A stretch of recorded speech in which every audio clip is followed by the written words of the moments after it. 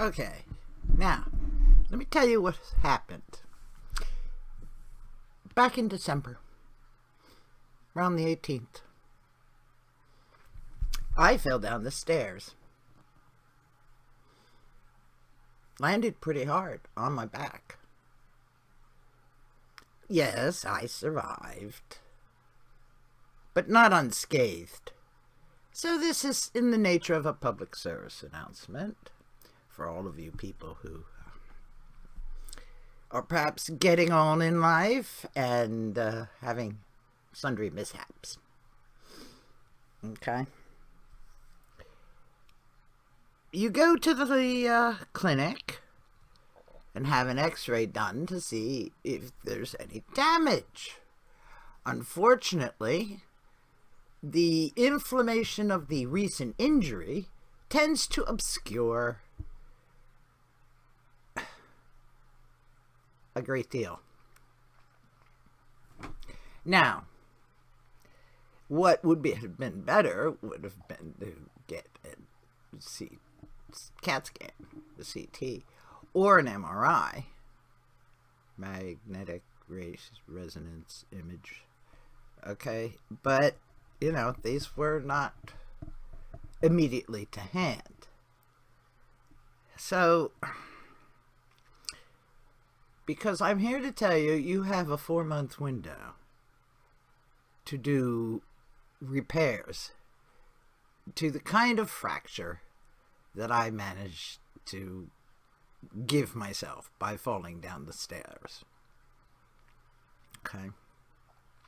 Now, it's not immediately obvious that I have sustained this injury to my spine, unless you're a spine person. You know, you're a spine doc. Okay? But even my granddaughters notice it when they look closely. Because my spine now pokes out sharply just beneath my shoulder blades in the back.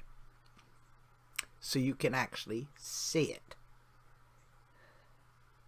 It's really weird.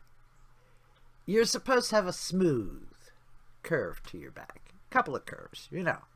The normal swoosh, swoosh. Okay. But mine goes... It isn't smooth anymore. There's a corner poking out. Because I've gotten a compression fracture. Right about T8, T9. Thoracic, you know. It's not a major instant death sort of thing, obviously. I'm still here. But 90% of the height is gone. And it's now shaped like that instead of a nice block. Okay. Now, there are two ways of fixing this. They take a long needle. Least invasive is to take a long needle, go in through your back, stick it into that disc, pump it full of bone cement to stabilize it. Okay? The other one is to stick a needle in your back and blow a balloon into the center of the compressed disc to uncompress it, and then to put the bone cement in there. And that's the only way to restore the height. The first one wouldn't necessarily restore the height, but this second kind would have. But you have a 4-month window in order to get that done. And it happened in December, so it's January, February, March, April. And I saw the bone doc in April. So, just on the cusp, but the doctor wants you to quit smoking for 1 month before he operates. Now, that aside, so it's whatever happens after that. Well, let's see, what can they do? They can put pads in between the discs, but that's invasive, whereas the other two aren't. The alternative, of course, is the metallic option, with screws and bolts and struts and sundry.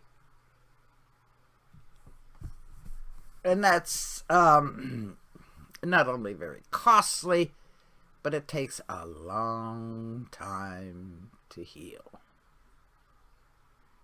because it's a major piece of surgery. And it won't do anything to stop the osteoarthritis, the rheumatoid arthritis, the wear and tear that has already been done to your spine. So, you're kind of faced.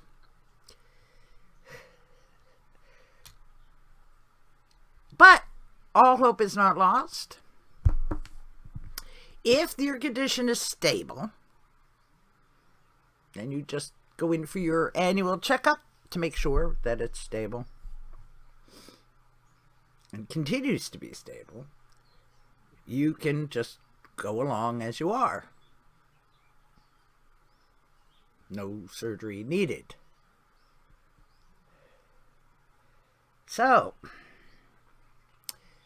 the first thing you should do, if you're an older person and you fall down the stairs, is to go get a CT or an MRI of your entire spinal column and clean up your act and see if you can't get the least invasive surgery that restores your height in the case of getting compression fractures of your spine. Right? Now, I'm not a medical person, and I'm not going to start talking medical terms, but don't fall downstairs, please. It really damn well can hurt. So, and if you're asking why I keep moving around, it's because of the arthritis. It's not because of the fractured spine. Some days are better than others. Let's just put it that way. In any case, I hope this helps. Thank you for watching, and please do come again.